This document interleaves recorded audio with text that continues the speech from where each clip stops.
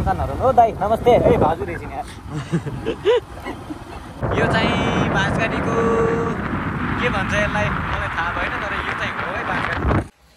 subscribe गर्दैन त भनिसक्यो अरू के भन्ने होला त भनेपछि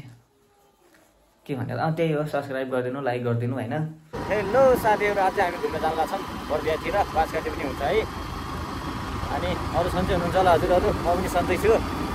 आज मेरो राइट पालो छ दाइ चाहिँ पछाडि बस्नु भएको छ हामी चाहिँ जाँदैछौँ ल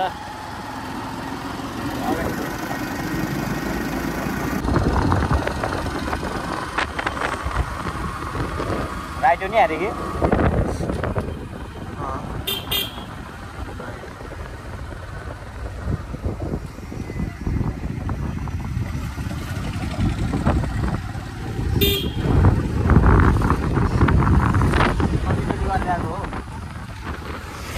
10 बिघा आइरहेको छ 10 बिघा है साथीहरू यो चाहिँ 10 बिघा यो चाहिँ 10 बिघा है 10 बिघाको बाटो आइरहेको छौँ हामी हल्का अलिक स्पिड हाल्न जस्तो दामी देखेर छ हल्का नभए धेरै नभए यहाँ दामी आइरहेको छ सिन ढुङ्गा लगाइरहेको छ यहाँ यसलाई चाहिँ 10 बिघा भन्छ होइन अब हामी 10 बिघादेखि गर्नु भएन न्यु सिटी पुग्छौँ हामी चाहिँ अहिले रोडमा आइपुग्यौँ मेन रोडमा आइपुग्यौँ अब यो मेन रोडबाट चाहिँ हामीहरू सिधै अब लेफ्ट भएर चाहिँ तलतिर जान्छौँ अब तपाईँले यहाँ हेर्न सक्नुहुन्छ म लेफ्ट हान्दैछु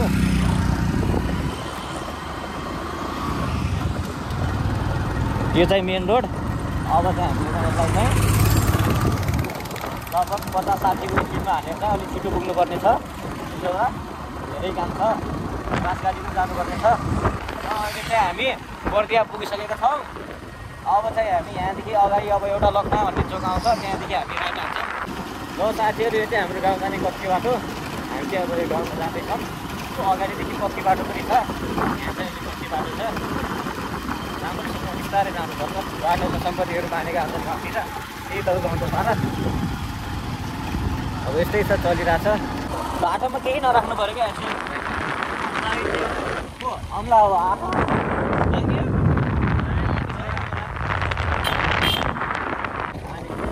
यो चौतारो यो पहिला यो हिँड्दाखेरि नि दाइ म त रुनु नहाँस्नु भएको थिएँ कि पहिला गाडी नचल्ने धेरै जानु पर्थ्यो रुनु नहाँस्नु भएको थिएँ म सन्तानहरू हो दाइ नमस्ते है भाउजू रहेछ नि हो यो पनि यिनी पनि भाउजू रहेछ नि दाइ भन्ने त यहाँ छैन नि त यो क्या दा ओ दाइ ठिक छ अगाडि हेर दाइहरू ओ दाइ नहल्लाउनु त्यसरी भाग्छ मेरै सन्तान हुन् कि यिनीहरू ए भतिज यहाँ सुत्या रहेछ भतिज ओ भतिज सानो भतिज त्यहाँ रहेछ यहाँ मेरो सन्तान हुन् यो चाहिँ निखिल उप्रेती दाइले खेलेको फिल्मको चाहिँ दोस्रो भर्जनको पुल हो यो दामी छ ए यो चाहिँ बिचौरातिरको दामी पुल छ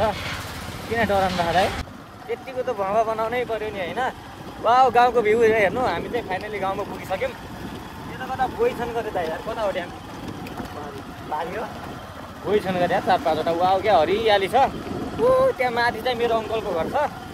अलिक म चाहिँ त्यहाँ जाने हो दाइको चाहिँ ऊ यता छ माइला बा जेठा बाको घर यहाँ दामी सिन छ गाउँघरमा त रमाइलो हुन्छ रमाइलो छ हामी कहाँ जाने दाइ अहिले कबिलको घर जाने डाइरेक्ट माथि जाउँ दाइलाई भेटौँ ल दाइलाई भेटौँला नि त्यही रामदाई घरै हुनु ऊ त्यहीँ छ नि रामदाईको तास खेल्न साथीहरू हामी चाहिँ अहिले बर्दियाबाट बाँसगाडी पुगेर पनि हामी फर्किन आएको अहिले चाहिँ चामलको कट्टा छ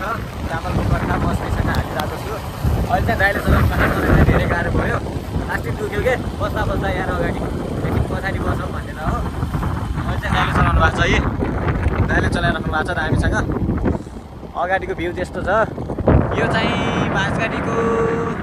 के भन्छ यसलाई मलाई थाहा भएन तर यो चाहिँ हो है बाँसगाडीको हो दाइ के भन्नु छ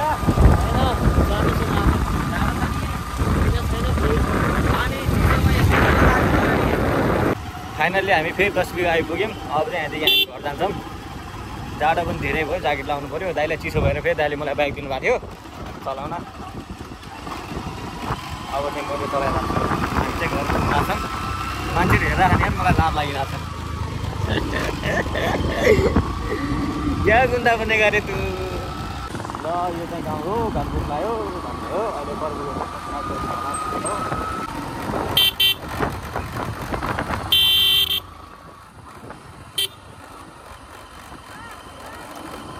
ल साथीहरू घर पुग्यो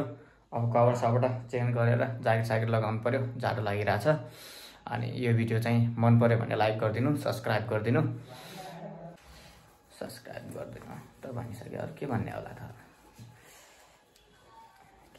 त भनेपछि